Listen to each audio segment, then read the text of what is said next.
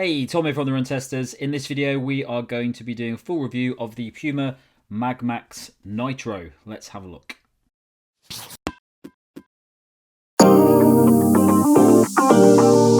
The Puma MagMax Nitro costs £170 or $180. It weighs 298 grams or 10.2 ounces for men in a size 8, and the drop is 8mm. The MagMax Nitro is a big stack cushion shoe designed for comfort over easy miles and longer sessions. The thick midsole is made from the brand's nitrogen-injected Nitrofoam, a balanced foam that's designed to provide propulsiveness and cushioning. The upper is made from a soft mesh designed to be comfortable and breathable, along with a deluxe knitted tongue and a cushioned heel. On the outsole is a healthy layer of the brand's excellent Puma grip rubber to ensure a high level of traction, as well as protect the beefy midsole layer. Comes to the fit of the Puma MagMax Nitro. I've got my normal size here, which is a UK 9, US 10. That's the size I use across the Puma range, and I've always found it perfectly fine, apart from in a couple of the racing shoes where I could potentially go half a size down.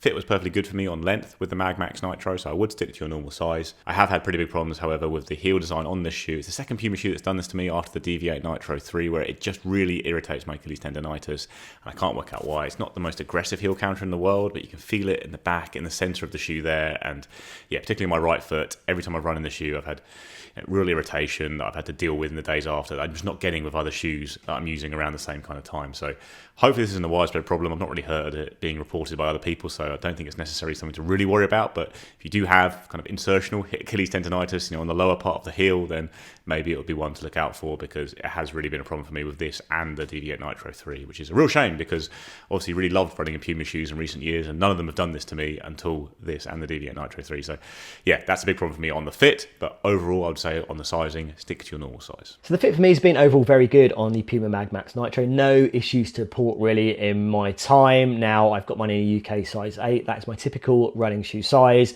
Generally, that is the shoe size that works best for me in Puma shoes, although I've had a bit of a mixed experience with some of its shoes recently, particularly the Deviate Nitro Elite 3 and the Nitro 3, but generally, going true to size here feels like just about right. I think that's probably going to work for most people.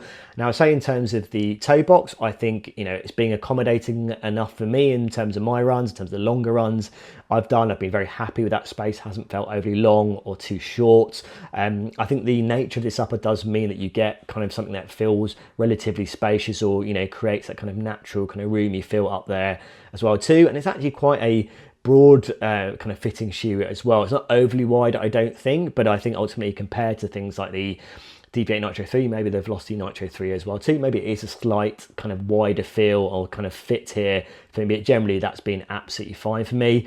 In terms of the lacing and the tongue, you've got this quite stretchy tongue that once you kind of get the laces in place, and you maybe need to kind of tighten them more than you probably would in other kind of Puma shoes, it kind of stays put and it kind of does wrap very securely on the top of your foot. You've got kind of a, not too generous amount of padding there, but enough padding there to offer some comfort on those longer runs. You've got this kind of extended kind of heel counter, which, it's been fine for me. It hasn't caused any irritation, but it does kind of obviously sit quite close against the back of your foot as well. But ultimately, as I said, no problems for me. So for me, I would go true to size. I think most people should be fine going true to size in this shoe. I think there's enough space up front of the toes. I think it's generally a very accommodating fit overall, with a lot of padding, the kind of padding you want to see for a shoe. You're probably going to spend a lot of time in, and you're going to want that kind of added comfort overall. Fit for me in the MagMax Nitro. I'm a size 8 in the UK. I found this to be a very roomy shoe. There's plenty of space before my big toe and around the side of the shoe as well. It's a very roomy forefoot, and the midfoot's actually pretty roomy as well. It's not restrictive in any way. So I definitely say stick to your size in this shoe. I wouldn't go up or down a half size in this shoe. There's plenty of padding around it. It's very comfortable, and I really like this upper mesh design as well. It's slightly, it's got quite a bit of give in it. It's very comfortable to wear. The shoe is designed for comfort really, and I'd stay to my size in it. So in terms of my running time in the Puma MagMax Nitro, I've done well over 50k in this shoe now, and overall I'd say it's been very enjoyable. I think, my experience has been from kind of first run to the last run I've done in testing. It's just been a very easy shoe to throw on and get out and get running in. And I think that's been very representative of my time.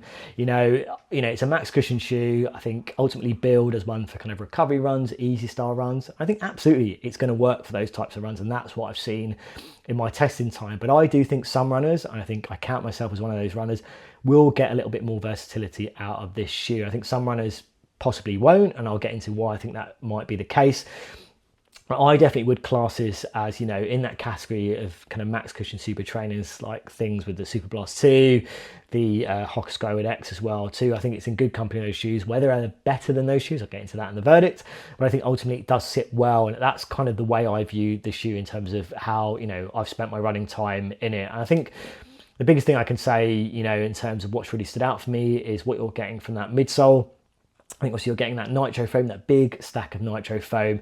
Now this is probably one of my favourite kind of midsole foams. I think, you know, it strikes a good balance between slightly soft, you know, it's not plush, you know, you're not going to really sink into it, but just sink into it a little bit to give that kind of comfort level.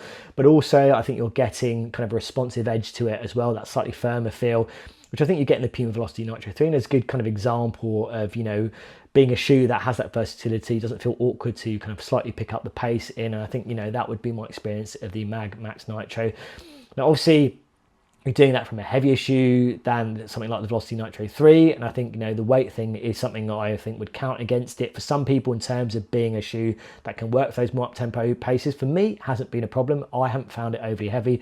Now, it's obviously not as light as something like the Super Blast 2, which is pretty much the pinnacle in terms of pushing the weight of a max cushion super trainer. But I think in terms of the MagMax Nitro, it's not too far off. It definitely is heavier, but I do think, you know, it hasn't counted against it for me being a shoe that absolutely fine at easy recovery paces. But when I'll be able to go at moderate up tempo paces, run a little bit harder in the shoe, it hasn't felt out of place to do that. But I do think because of the weight, and I think for some people it may be something that counts against it for those more kind of, you know, up tempo kind of runs. But for me, it's been absolutely fine. I think, you know, coupled with that kind of Nitrofoam, you're getting quite a prominent rocker in it. And I kind of talked about that in the kind of first run video, where I think, you know, while it is an easy recovery run style shoe, I found it was kind of prompting me to push a little bit, kind of, you know, hit a slightly quicker pace in the shoe, really kind of pushing you forward in a very kind of prominent way, in a very kind of purposeful way. And that's kind of what I found. And I found that, you know, when I've gone out and tried to run slightly easier pace, it's kind of pushed me to go a little bit kind of more up tempo, a little bit more at my moderate pace, which has been absolutely fine because, you know, in terms of that experience, the ride, it's bouncy, it's lively. But it's pretty stable because you're getting it kind of that foam spread across, you know, a relatively broad base, I think, particularly for Puma shoes. And I think that's kind of been my experience, that, you know, the ride has, you know, maintained for kind of shorter to longer runs, and it's felt as good, you know, as something like the Super Blast 2, it's something like the Skyward X, where you maybe, you know, when you're getting deep into those longer runs, you just want that kind of lively feel to still be there, not just something that's just going to simply protect. That's kind of been my experience with the Puma kind of MagMax Nitro. And I do think it can work for those kind of, you know, those longer runs. It feels like a very good long run shoe to kind of use. And, you know, if you're looking for a long run, you know, shoe for the kind of marathon training, you know, those longer weekend runs, it feels like a very good option in that kind of, you know, profile of run. And that's kind of what I've seen in my time with it. The other thing to talk about here is the outsole. I mean, it's a, you know, Puma's outsoles in terms of their, you know, in terms of grip, in terms of traction, in terms of maybe letting you kind of go a little bit off road, and that's kind of what I've been able to do. It's been absolutely fine. And the durability side of things, you know, I'm not seeing any kind of worrying signs of wear here in terms of my time in this shoe. And I think, you know, it's another top-notch kind of Puma grip kind of outsole here that you're getting here. Good level of rubber. You know, I haven't slipped around in it. I think if you're going to hit a bit of rain, you know, I wouldn't worry, you know, like a lot of other Puma shoes, that it's going to be an issue, and I'm going to be slipping and sliding and around. So yeah, I think a good level of grip, and I think it's going to give you a good amount of life as well too. So yeah, my experience has been very good, I think, overall with the Puma MagMax Nitro. Maybe surprised me a little bit. I was going in expecting it to be in a kind of easy recovery style shoe. It's been a bit more for me. And that, is it the best kind of max cushioned shoe, super trainer shoe, how you want to refer to it as? I'll get into that in the verdict. Okay, so I have done about 60k in this shoe so far, and that has varied between really easy recovery runs all the way up to interval sessions that I've done as part of my marathon training blog. What I've found about the shoe is that there's a lot of these shoes coming out at the moment with these really big max stack shoes, and they're sort of designed for different things, I'm finding, a lot of the time. This firmly fits into the world of cushioned easy day running for me. There's a massive stack of foam in here. Puma's foam is not the softest foam out there. It's quite well balanced. It's a fairly dense foam as well, which means that it has a nice level of stability in it, but you don't get loads of softness in it. It's not a really soft, squishy foam, which you can get in some of the other big max stack cushion shoes. There may be similarities between this shoe, or people may draw similarities to this shoe with things like the Super Blast. It's not like the Super Blast for me at all. It's very much sits in that world of max cushion shoes like the New Balance More range, the Glycerin Max, those sorts of shoes where they're really designed for just comfort, cushioning, and possibly longer runs at a comfortable pace as well. For me, I found this is best used for those sort of daily runs, cushioned runs where you want to go out and have a nice time, and you want a lot of padding in the shoe. But you're not going to get loads of squish in the shoe. You don't get loads of energy return. It does have a quite nice smooth motion when you're running in it. You get a nice consistent pace in the shoe, and it feels very comfortable to do that. But it's not a versatile shoe. It's not a shoe that I would say that you would use for faster tempo efforts or anything like that. It's fine if you want to do long running in it. I like a little bit more energy return in my shoes for long runs. I like a little bit of bounce to help me along when I'm doing long runs. I'm not really getting it from this. What I'm getting is a stable, comfortable shoe that is really well designed if you just want something solid and comfortable and cushioned to go through all those daily runs in. But other than that, what I would say is that for the interval session I did find it pretty hard to really pick up the pace in this shoe. It's more versatile than some other max cushion shoes out there because of the Nitrofoam that Puma puts in its shoes. It is a little bit more firmer, not massively firm, but it's more balanced. So it does offer a little bit more responsiveness than you might get from some of the really soft foams that sap your energy when you're trying to pick up the pace. So in that max cushion world, it's probably one of the more versatile options, but it's still not, for me, a massively versatile shoe. It still firmly fits into those easier runs and comfortable, steady paces, as opposed to picking up the pace or running fast intervals in or anything like that. The other thing about the shoe is the outsole. Brilliant as always. Puma grip, absolutely fantastic. You can see quite a bit of mud on there. I've not cleaned this yet, but I have been running over a lot of gravel paths, a little bit of hardened mud, things like that, and it's absolutely fine. It's a good level of it. There is a missing piece here, so the rubber only covers the back and front, and there's sort of this exposed section here.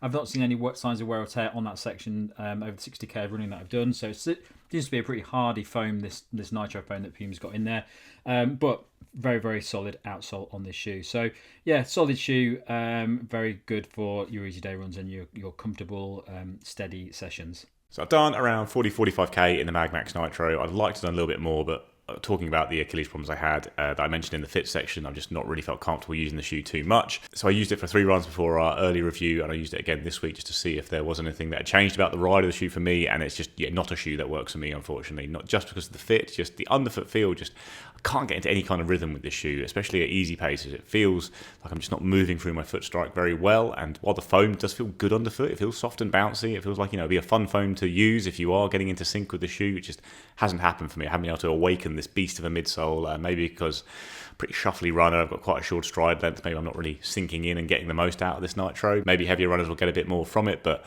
yeah, just can't get moving in it. And while my easy runs have felt pretty normal in terms of pace and effort level and that, it just hasn't been an enjoyable ride. And then if I've gone to try and pick up the pace in it, maybe sometimes the ride gets a little bit better in terms of smoothness, but it is a heavy shoe and it doesn't feel like a shoe I'm really comfortable to go and do fast runs in. So overall, the shoe just hasn't clicked for me. To the point where there was one run I talked about in the early review where I was doing 15 miles and I did the first 5 miles in the shoe, and I was struggling with my Achilles, just couldn't get into the rhythm with the shoe at all. So I tried swapping to another shoe just to see if I was having a bad day. I put on the Brooks Ghost Max 2 and just immediately felt a lot better. The rocker was working for me in that shoe, wasn't having Achilles rubbing, that kind of thing. So yeah, it's just a shoe that doesn't really work for me, and I'm not sure if that's going to be a widespread feeling though. So maybe listen more to Mike and Tom on the shoe, because I just haven't been able to get into any kind of flow with this shoe, and it just means my run experience just hasn't been very fun. And I think there is a fun shoe here. I think there's a lot of foam underfoot. I think it will be comfortable. I think it has a bit of bounce. I think it probably will have a little bit of versatility, maybe even because it is a quite bouncy midsole, but just doesn't seem to work with my gait, and that just happens sometimes with running shoes. So yeah, fortunately my run test was curtailed a little bit by the Achilles problem, but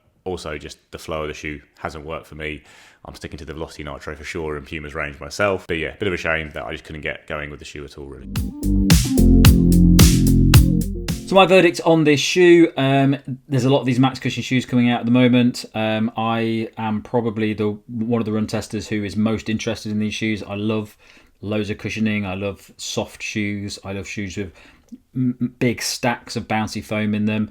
For me, this is probably, when you're looking at energy return and bounce and softness, this is probably a bit further away than quite a lot of the other max cushion shoes out there. The balanced feel of the Nitrofoam that Puma put in is a little bit firmer than what you're going to get in some max cushion shoes, which I think is a good thing, because I think some people will want that. It makes it a more stable shoe. When you've got this big chunk of foam in it, you want a bit of stability in it. So I think it's a more accessible shoe for people that want a max cushion ride.